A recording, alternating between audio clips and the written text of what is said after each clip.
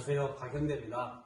오늘은 공익형 직불금 시행안에 대해서 말씀드리겠습니다. 이미 농식품부에서 공익형 직불금 어떻게 시행할지 그 안을 제출한 상태이고 이제 올해부터 시행이 될 건데요. 이 정책의 한계 그리고 어떤 식으로 농업 정책을 발전시켜야 될지에 대해서 말씀을 드리고자 합니다.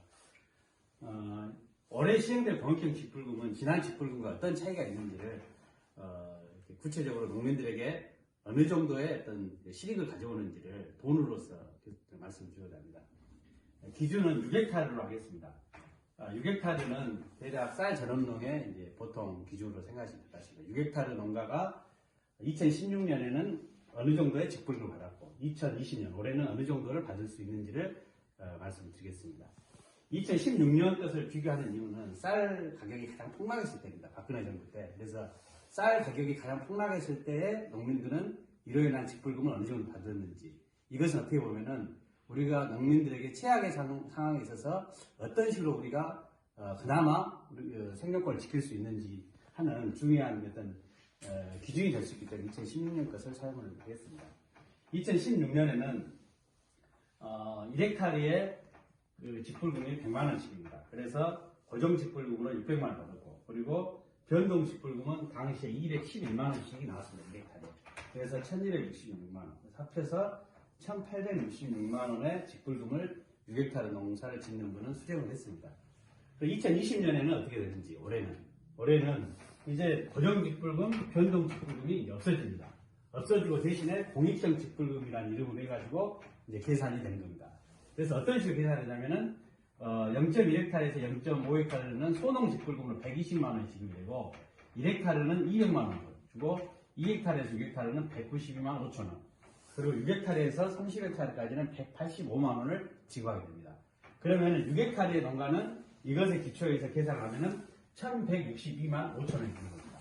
그래서 2016년에 비해서 2020년에 이 6헥타르의 농가는 약 700만원 정도를 적게 받는 꼴이 되는 것이죠.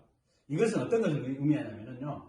만약에 쌀 가격이 2016년, 15년 이럴 때처럼 대폭락을 했을 때 농민들의 소득 장치는 무너져 있다는 것을 말하는 겁니다. 이 공익형 직불금의 가장 큰 문제점은 가격 정책이 이제는 와해된 조건에서 가격이 폭락했을 때 농민들이 구제받을 수 있는 것이 굉장히 이제 후퇴해 버렸다, 이런 문제입니다. 더구나 더 큰 문제는 사실 여기에 있습니다. 공익형 직불금이라는 이 공익이라는 표현을 정부는 어떤 식으로 이해를 하고 있냐면 이것을 의무로 생각하고 있습니다. 즉 공익적인 활동을 하지 않으면 돈 그만큼 안 줘, 깎으겠다, 이런 겁니다. 우리가 농민수당 운동을 통해서 누누이 이야기했지만 공익이라는 것은 농민들의 권리이고 우리가 만드는 하나의 사회적으로 당연히 대가를 보상받아야 될 이런 의미를 가지고 있습니다. 그런데 현재 문재인 정부에서 만들어낸 이 공익이라는 것은 농민들에게 의무를 이야기하는 것입니다.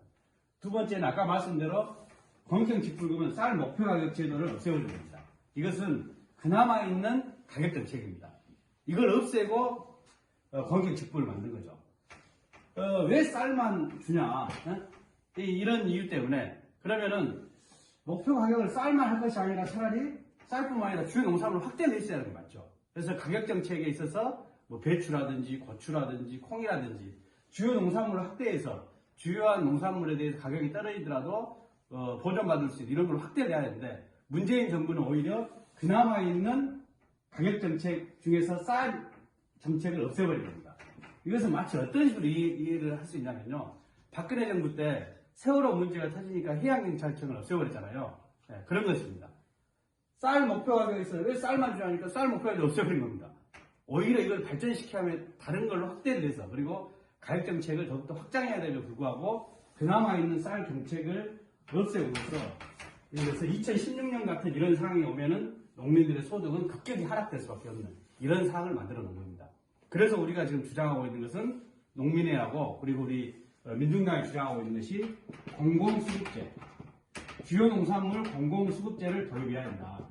가격 정책을 튼튼하게 끌어놓지 않으면 아무리 공익형 직불금이라는 이런 정책으로 농민들의 생존권을 보장할 수 없다는 걸 말하는 겁니다.